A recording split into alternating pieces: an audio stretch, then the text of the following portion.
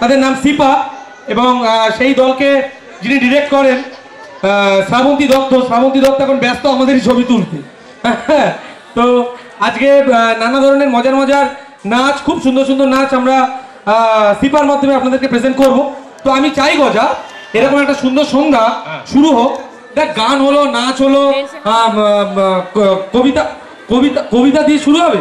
কবিতা? হ্যাঁ বল, আমি বলে দিচ্ছি। কালকে রাত্রে যে কবিতাটা আমি তোকে বলতে শিখিয়েছি সেটা একটু সবাইকে বল। কালকে রাত্রিবেলা ও বললো যেরকম যাচ্ছি আকাশের পুজোতে, আকাশের বাতাসে গুনগুন এসেছে ফাগুন